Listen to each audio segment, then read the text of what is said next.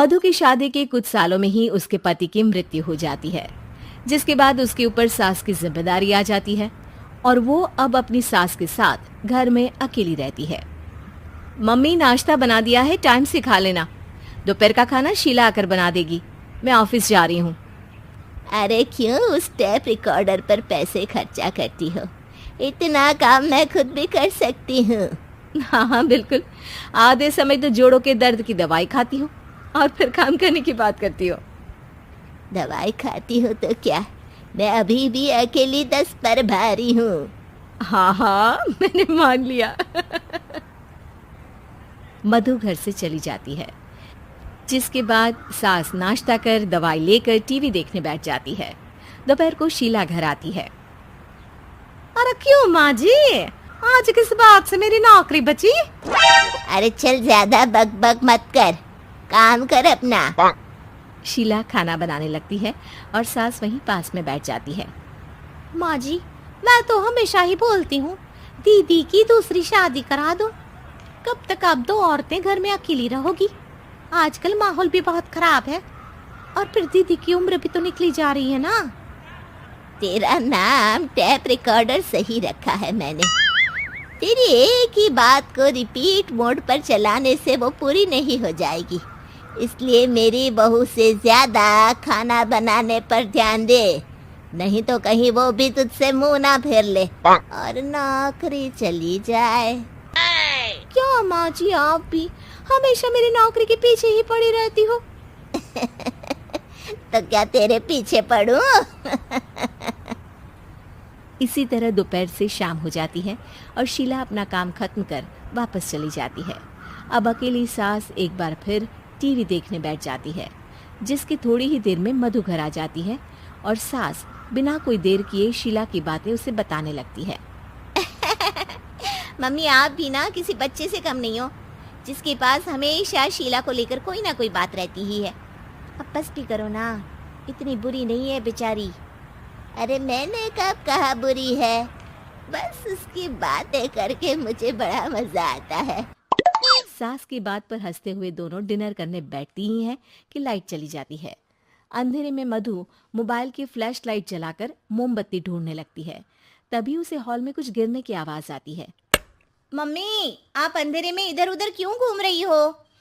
अरे तेरे पीछे ही तो खड़ी हूँ। हाँ, अगर आप यहाँ हो तो वो हॉल में सामान कैसा गिरा? भूत आया। अरे मुझे क्या पता, जाकर देखना पड़ेगा ना। दोनों हॉल में जाते हैं, लेकिन वहाँ कोई नहीं होता।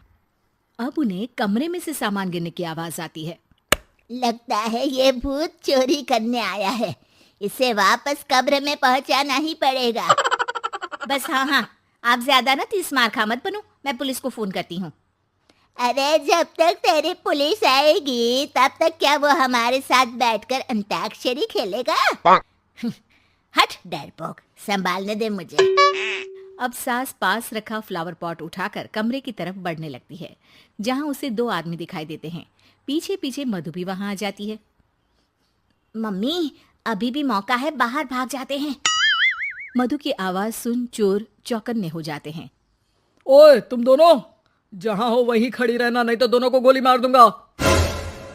अरे तुम दोनों अभी के अभी बाहर जाओ, नहीं तो मैं तुम्हें जिंदा नहीं छोड़ूंगी।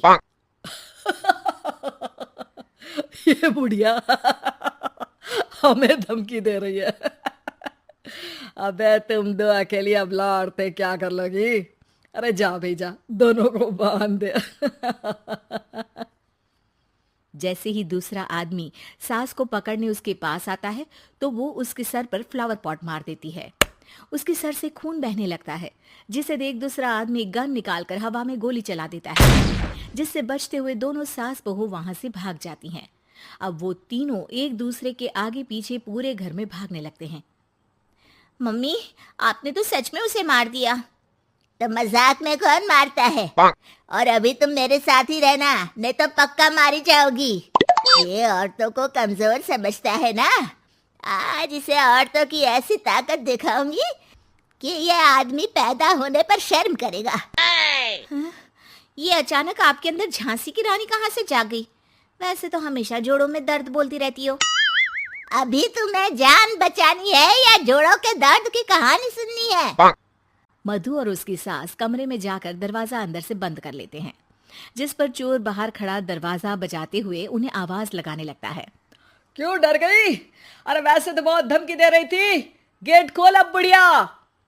अबे पागल, धमकी देने और होशियार होने में फर्क होता है, पर ये दिमाग वाले काम तुझे तो समझ में नहीं आएंगे।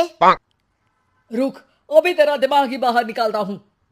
ये कहते हुए चोर गोली चलाने ही वाला होता है कि सास अचानक दरवाजा खोलकर उसके मुंह पर परफ्यूम डाल देती है, जिससे चोर गन फेंककर दर्द से चिल्लाने लगता है। मम्मी, अरे बहुत दर्द हो रहा है, कोई बचाओ, इसे हटाओ प्लीज, मैं किसी को कुछ नहीं करूंगा। क्यों रे, क्या थोड़ा सा दर्द होते ही मम्मी मम्मी करने लगा? अभी तो औरतों को कमजोर बोल रहा था। भूलियो मत, एक औरत ने ही तुझे इस दुनिया में जन्म दिया है, और वो भी तुझे ये दर्द हो रहा है ना, उससे लाख गुना ज्यादा दर्द सहकर। इसलिए औरतों को दोबारा कमजोर भूल कर भी मत बोलियो। वाह मम्मी, आपका ये रूप तो मुझे पता ही नहीं था, आपने तो कमाल ही कर दिया। कहा था ना, अकेली ही 10 पर भारी पड़ सकती हूँ, ये तो फिर भी 2 ही थे। इतनी देर में पुलिस भी वहां पहुंच जाती है। आ गए आप, कर लो इन्हें अरेस्ट और जेल में बैठकर अंताक्षरी खेलना।